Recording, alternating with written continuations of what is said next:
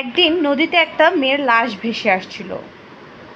তখন আশেপাশের লোকজন সে লাশ দেখে আতঙ্কিত হলো এবং পুলিশকে ফোন দিয়ে বলল যে ভাই এখানে একটা লাশ দেখা যাচ্ছে, তাড়াতাড়ি আসেন। তো পুলিশও আসলো, মেয়েটার লাশটা নিল এবং লাশের পাশে একটা গাড়ি পারলো। ওইটাও একটা পরিত্যক্ত গাড়ি। পরিত্যক্ত গাড়ি যখন তারা পেল, তখন সেই গাড়ির মালিককে তারা খুঁজতে শুরু করলো। তখন যারা গাড়ির মালিককে খুঁজে পেল, তখন তারা বুঝতে পারলো এই গাড়িটা আসলে তার মেয়েরই লাশ এটা। তখন তারা বাড়িতে যেয়ে যখন কাউকে পাচ্ছিল না, তখন আশেপাশের মানুষকে জিজ্ঞেস করলো। তারা বলল যে এই বাড়িতে যারা থাকে তারা অনেক দিন যাবৎ বাড়িতে নেই। তখন পুলিশ এটাকে ভাবলো এটা একটা অনার কিলিংয়ের মামলা।